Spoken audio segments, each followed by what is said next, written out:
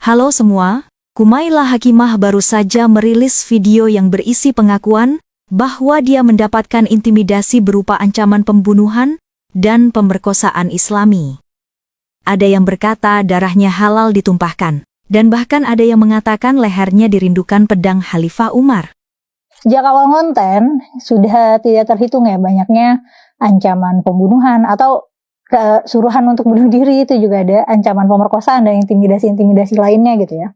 Yang kadang sialnya nuansa ancamannya tuh sangat Islami gitu. Bernuansa Islami seperti misalnya dibilang darah aku halal untuk ditumpahkan, atau katanya leher aku itu dirindukan oleh tebasan pedang Khalifah Umar gitu. Dan ini bukan 1-2 ya, banyak gitu, banyak banget. Ancaman Islami ini jahat dan menjijikkan sekali. Bayangkan, Kumaila hanyalah seorang perempuan yang lemah. Bukan pejabat, bukan penguasa, bukan tokoh militer, tidak pegang senjata. Dia hanya mempertanyakan dan mengkritisi Islam. Dan dia bukan seorang non-muslim. Dia bahkan adalah seseorang yang belajar di pesantren hingga hafal Al-Quran dan lulus kuliah dengan program studi ilmu Al-Quran dan tafsir. Jadi dia hanya mempertanyakan dan mengkritisi agamanya sendiri yang pernah dia pelajari sejak kecil. Dan ini adalah suatu perbuatan yang dilindungi oleh undang-undang negara kita. Kebebasan untuk berpendapat, menyatakan pikiran dan sikap sesuai dengan hati nuraninya. Pasal 28 UUD 1945. Tetapi apa yang dia dapatkan? Ancaman. Ancaman yang sangat menjijikan. Diperkosa. Dan dibunuh. Oleh siapa? Oleh orang-orang yang beragama Islam. Dan teman-teman jangan berkata ini hanya oknum. Ini adalah salah ajaran agama Islam yang dapat dibuktikan secara ilmiah. Yang pertama ada teorinya dan rumusannya, dalil di dalam Al-Quran dan hadis. Di dalam hadis Sunan Abu Daud nomor 3795, diceritakan seorang wanita hamil dibunuh karena mengkritik Muhammad, dan Muhammad sendiri memuji pembunuhan itu sambil menyatakan darahnya halal. Diceritakan di sini, seorang laki-laki buta mempunyai umul walad, budak wanita yang dijadikan istri, yang menghina Nabi Shallallahu Alaihi Wasallam. Dan ia benar-benar telah melakukannya, penghinaan. Laki-laki itu melarang dan mengancamnya, namun ia tidak berhenti. Dan ia terus melarangnya, namun wanita itu tidak menggubris. Ibnu Abbas melanjutkan ceritanya. Pada suatu malam, wanita itu kembali mencela Nabi Shallallahu Alaihi Wasallam, maka laki-laki itu mengambil sebuah pisau tajam. Pisau itu aku letakkan di atas perut wanita itu seraya menusuknya. Laki-laki itu membunuhnya sementara antara kedua kaki wanita tersebut lahir seorang bayi mungil. Hingga ia pun berlumuran darah. Ketika hari telah pagi kejadian tersebut disampaikan kepada Nabi Shallallahu Alaihi Wasallam, beliau lantas mengumpulkan orang-orang dan bersabda, "Aku bersumpah kepada Allah atas seorang laki-laki, ia telah melakukan suatu perbuatan karena aku, ia dalam kebenaran." Kemudian laki-laki buta itu melangkah di antara manusia, hingga ia duduk di hadapan Nabi Shallallahu Alaihi Wasallam. Ia lalu berkata, "Wahai Rasulullah, aku adalah suaminya, namun ia mencela dan menghinamu.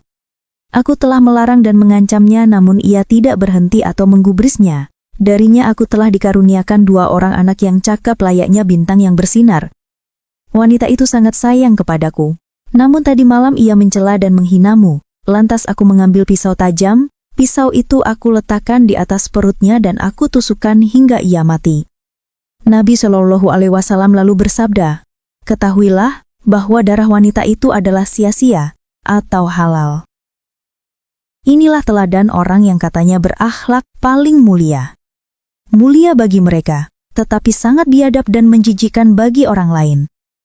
Di dalam Al-Quran surah 33 ayat 57, sesungguhnya orang-orang yang menyakiti Allah dan Rasul-Nya, Allah akan melaknatnya di dunia dan di akhirat, dan menyediakan azab yang menghinakan bagi mereka.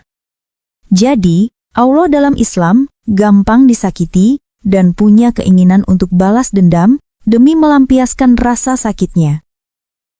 Kita manusia biasa aja tahu bahwa semakin kuat seseorang, dia akan semakin tidak gampang tersakiti.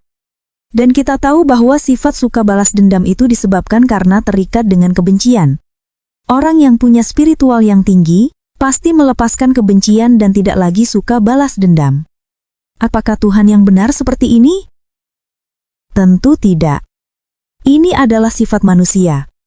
Dan bahkan ini adalah sifat anak kecil dengan tingkat spiritual yang rendah. Kemudian di dalam Al-Quran surah 4 ayat 24, surah 23 ayat 5-6, surah 70 ayat 29-30, melegalkan pemerkosaan kepada budak. Bahkan melegalkan pemerkosaan budak yang punya suami. Ini sangat menjijikan. Selain ada teori dan rumusan dalilnya, yang kedua pada prakteknya, ancaman seperti ini dapat direpetisi berulang-ulang kali.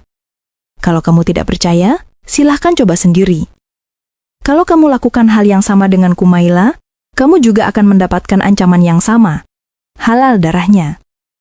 Saya mengatakan hal ini karena saya sendiri juga mengalaminya. Saya juga mendapatkan ancaman dan darah saya sudah mendapatkan sertifikat halal. Dan dari dulu, di sepanjang sejarah sejak berdirinya Islam, sudah banyak orang yang diperkosa dan dibunuh dengan alasan membela Islam. Jadi, ancaman pemerkosaan dan pembunuhan yang dialami oleh Kumaila Hakimah bukanlah oknum, tetapi memang ajaran Islam yang dapat dibuktikan secara ilmiah. Dan kenapa Kumaila mendapatkan ancaman pemerkosaan dan pembunuhan? Karena mempertanyakan dan mengkritik Islam. Islam begitu rapuh terhadap pertanyaan dan kritik. Tidak mampu menghadapi pertanyaan dan kritik, sehingga tidak punya jalan lain selain berusaha membungkam. Karena kalau agama Anda benar, tidak perlu takut dipertanyakan dan dikritik. Jika Islam adalah agama yang benar, apakah bisa runtuh hanya karena pertanyaan